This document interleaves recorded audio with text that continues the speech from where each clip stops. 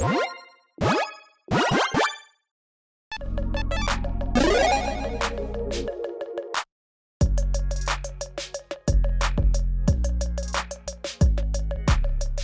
everyone, Mitch coming in from the Commander's Corps studio. Welcome to the show. So, I don't know about you, but I am a sucker for Dan and Dan variants because, well, the concept of these brand new kind of mini formats all in one deck that is so easy and so fun to play. If you haven't seen my episodes yet on Chef or on the Slime Against Humanity variants, make sure you check those out. But now I've got for you one from Criffles, I'm sorry if I'm mispronouncing that, on Moxfield, though, around Yadaro. Oh my goodness. Okay, so Yadaro is a card that, when it first came out, I was super excited about it, and then, unfortunately, I, like many other Commander players out there, realized that there is one inherent flaw on this card that is, unfortunately, just a death sentence for it being a useful commander. Let's go through the card quick, and then we will talk about this format. I'll try to illustrate exactly all the ins and outs. Now, there's a lot to it. Let's jump into it. Yadaro Wandering Monster, an 8/8 dinosaur turtle, because that's a thing, with trample and haste for 7 mana in red, but it does have cycling for 1 and a red, and it says, when you cycle Yadaro Wandering Monster, shuffle in your library from your graveyard. If you cycled a card named Yadaro Wandering Monster 4 more times this game, put it on the battlefield from your graveyard instead. The problem is that essentially, well, as a commander, in the command zone, you can't cycle it. Okay, so unfortunately, this is a commander that I believe last time I checked on EDH Rec has like 75 decks to its name because, yeah, as a commander, it's basically an 8/8 trample haste and ignore the cycling. That's kind of what this is. That being said, in a format built around this, this thing is amazing, is a house, and there's so many intricacies on what you can do with it. Yeah, it is amazing. Okay, so this is a format where it's another one of those Dan, like, okay, 5 hits wins you the game, all right? This is an 8/8, so 5 hits, that is 40 life per player. This is a 2-player format, 80 card deck that is again shared, so you share the library, you also share the graveyard, which with this commander, I said commander right there, this legendary creature, this card in particular, well, it actually really comes into play with some of the effects, some of the really cool effects that you have going on with it. This card, there are 18 copies of it in the deck, so you and your opponent are going to both be cycling this quite a bit throughout the game and getting multiple Yadaros out most likely. And keep in mind, it is legendary, so you can only have 1 out at a time. So what's going to be happening is, again, you cycle it, you get other cards, and once you get to that 4th one, well, chaos is going to ensue. Especially when it comes to chaotic effect like Return the Favor. It's an instant for red with Spree, pay an extra 1. Copy target instant or a spell or sorcery spell activate ability, triggered ability. You control, choose 2 targets to the copy, or an extra +1. Changing target spell or ability with a single target. Now, when it comes to actually changing the targets, you're not changing the targets of Yadaro. You can change the targets of some other things. Yes. That being said, you can copy the Yadaro cycling trigger. And if you have also cycled it 4 times, again, if your opponent cycles it, and that's their 4th one, and you cycle it, and you get there eventually, and then you copy theirs, you can actually get a Yadaro out as well from the graveyard. So you can kind of steal the Yadaro from the graveyard, essentially, with that effect, which is pretty crazy. So, yeah, you can basically have, like, a little, like, give and take interaction, like a little, like, game of cat and mouse where you are essentially saying, oh yeah, you think you're in a good position right now. Well, you're not, because actually my Yadaro is coming out, and essentially things can change pretty quickly with that. Speaking of changing things, and also another good target for Return the Favor, Deflecting Palm. This art always grosses me out with the bones sticking out of the hand after it's like, oh yeah, I just ran into a brick wall, basically. Instant for 2 mana in Boros. The next time a sorcerer your choice will deal damage to you this turn, prevent that damage if damage is prevented this way. Deflecting Palm deals that much damage to that sorcerer's controller. So, with this format, this is a Boros variant of Dan Dan. We are getting cards like this, and a really spicy card this is when it comes to, again, your opponent thinks that they're getting the best of you. Again, they've got that Daro in play. They're swinging, they're hitting for 1/5 of your life, and all of a sudden it's like, let's turn that around. But keep in mind that obviously there's other ways to work around this as well, like deflecting palm and opponent's deflecting palm or whatnot, essentially. So you can do, again, some really interesting kind of interactions, not just with Daro, but again, with cards interacting with other cards in different scenarios where, again, you think you got a leg up until you don't. Your opponent thinks they got a leg up, and then they don't, and big things can happen. Speaking of big things, tricky things, Tibol's Trickery. Now, this is one of the more expensive cards in the actual deck itself. Out of the 80 cards, this is like half the price nearly. This is a $9 card. This is $40 out of the $100 or so according to Moxfield.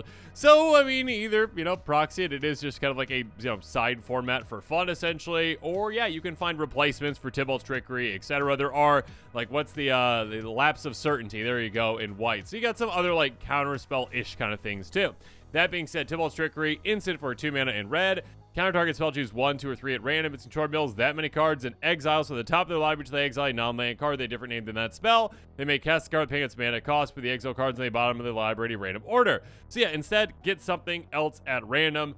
Yeah, have fun. Just getting that randomness off the top library again with the somewhat not random nature of this format, I would say. But again, like a kind of chaotic, just kind of bald chaos, essentially. And then, yeah, throwing in some randomness with this, and also throwing in some randomness with Chaos Warp. Yeah, definitely another way to really change things up. Instant for 3 mana in red. The other target permanent shuffles in their library and reveals cards to the top of their library. So, the top of their library, it's a permanent card on the battlefield. So, this can be a way where, like, in desperation, you can be like, yeah, I really would like to actually have, a Daro in play. I really need to get this damage through. So, one of my lands, sure, Chaos Warp it, hopefully hit off the top of my library. Oh my gosh, it's a Daro. And again, about 1/4 the cards in the deck are Daro. So, chances are decent that you might hit it. So, that can definitely help you out, or hit something else that might help you too. That being said, yeah, it's a good, like, hey, an opponent's coming at me with the very scary dinosaur turtle. Maybe let's stop that right here. Next up, Valon Awakening. It's a land. You can actually Chaos Warp this. There you go. That being said, Valon Awakening, an instant for 3 mana in red. Put any number of cards from your hand to the bottom of your library, then draw that many cards +1. As I mentioned, this is an MDFC land to the backside, and it's battlefield tap for a red.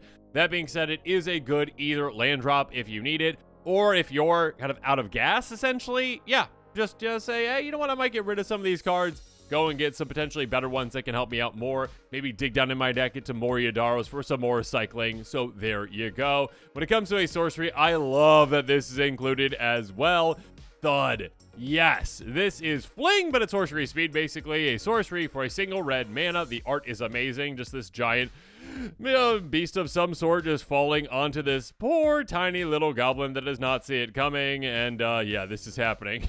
Thud deals damage equal to sacrifice creature's power to target creature. Sacrifice the creature to cost the spell, essentially. So yeah, basically, Daro, you're saying, you know what, Daro, it's time. It's time for you to get out of here. I'm just actually going to sacrifice you and fling you at my opponent, so then I can essentially maybe cycle another Daro to then get another Daro out as well to get multiple instances of 8 damage in the turn. But of course, maybe someone deflecting palms the Thud, or, Tibol's Trickery's it. There's some different interactions, a lot of different crazy things that you can do with, again, this format. I love the little intricacies, the kind of, again, the cat and mouse game of it. It seems like it's really fun.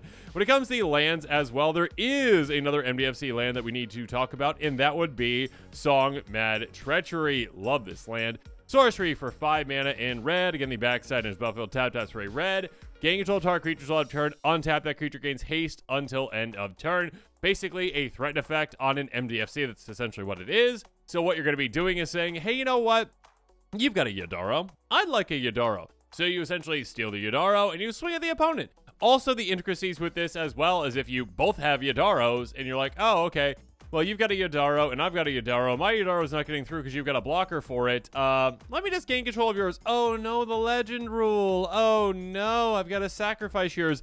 And now mine can get through at you. So, yeah, the legend rule definitely coming into play with this format. Unlike a format like Dan Dan where you've got, like, Dan Dan here, Dan Dan there, Dan Dan everywhere. But still, there's a lot of different, again, cat and mouse games. I just love kind of the different iterations of things with this kind of this, the concept, again, having one deck that you share with another player and kind of all the different give and take that you can have with that. I love the play with that. BOS Garrison, a bounce land, which can definitely come in handy with something like Valon Awakening or Smouldering Crater.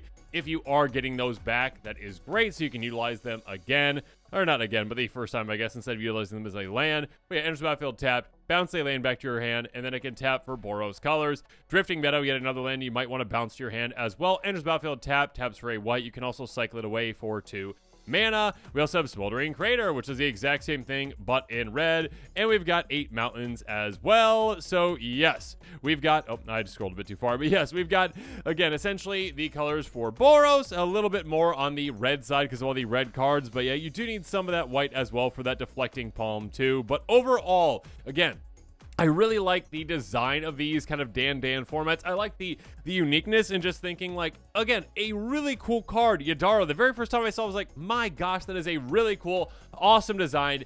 And then realizing that I wish it worked slightly different in the command zone so you could actually cycle away from the command zone. But I'm sure there's some problems with that too. But obviously, it could be very interesting in a format like Commander, but I've never really found a place for it. But yeah, it having kind of its own place, its own deck built around it with 18 of them and all these different cool interactions, I absolutely love it. And again, I love hearing from all of you in the comments below on these types of episodes where you're like, oh, what about this card that would work well in there? What about this card? Again, make sure that if you want to try this out, absolutely try it out, but test things out yourself too. If you want to try out other cards in it, don't feel too bad about swapping some things out and making your own adjustments. Absolutely do that. And yeah, get feedback from your friends too. I had a blast playing Alex Slime Against Humanity and love that. It's really hard to beat Alec though, because that is his format. But yes, it is a lot of fun playing these little variants. And again, it's just a deck that you can just bring with just bring this one deck essentially and say, if you get taken out in a game of Commander too early, then you're like, oh, hey, anyone just want to play this fun little format really quick, just off to the side, in between games? Absolutely. So yeah, make sure that you check out the list of this in the description below and consider trying it out as well. And with that, this episode is coming to a close. As always, comment below with your thoughts on it. And of course, as always, thanks again and have a good one.